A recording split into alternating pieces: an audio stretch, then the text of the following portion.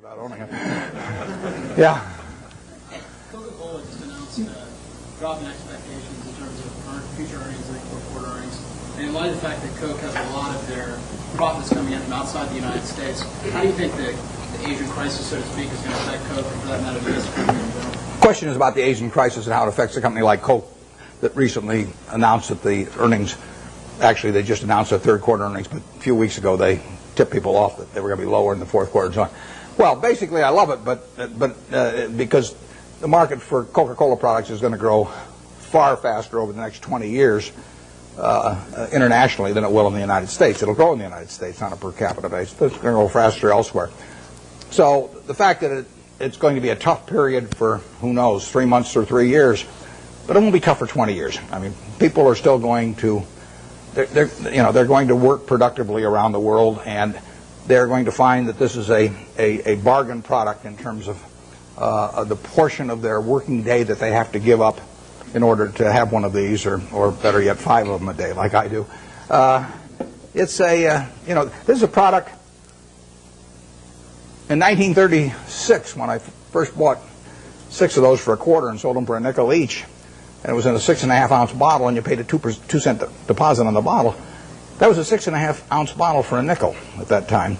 It's now a 12-ounce can, which if you buy it on weekends, or if you buy it in bigger quantities, so much money doesn't go to the packaging, I mean, you essentially can buy the 12 ounces for not much more than 20 cents. So you're paying not much more than twice the per ounce price of 1936. It is a product that's gotten cheaper and cheaper and cheaper in relative to people's earning power over the years, and which people love. In 200 countries, you have the per capita use going up every year for a product that's over 100 years old, and that dominates the market. I mean, it's unbelievable.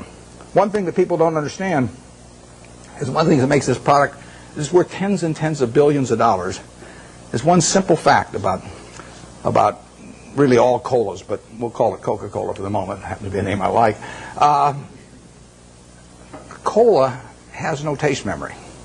You can drink one of these at 9 o'clock, 11 o'clock, 3 o'clock in the afternoon, 5 o'clock. The one at 5 o'clock will taste just as good to you as the one you drank early in the morning.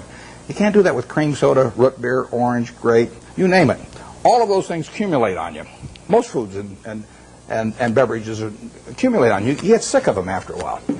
And if you eat, I mean, we get these people who go to work for us that seize candy, and we tell them they eat all the candy they want. And the first day they go crazy. But after a week, they're eating about the same amount they'd eat if they were buying it, because chocolate accumulates on, everything accumulates on. There is no taste memory to cola. And that means that you get people around the world that are heavy users that'll drink 5 a day, or Diet Coke, maybe 7 or 8 a day, or something of the sort. They'll never do that with other products. So you get this incredible per capita consumption. The average person in this part of the world, well, maybe a little north of here, drinks about 64 ounces of liquid a day. And you can have all 64 ounces of that be Coke, and you will not get fed up with Coke if you like it to start with, in the least. But if you do that with almost anything else, if you eat just one product all day, you'll get a little sick of it after a while. And it's a huge factor. So that today, over 1 billion 8-ounce servings of Coca-Cola products will be sold in the world. And that will grow year by year. It'll grow in every country, virtually. And it'll grow on a per capita basis. And 20 years from now, it'll grow in a lot faster internationally than in the U.S. So I really like that market better, because there is more growth there over time. But it will hurt them it is hurting them in the short term right now. But that doesn't mean anything. I mean,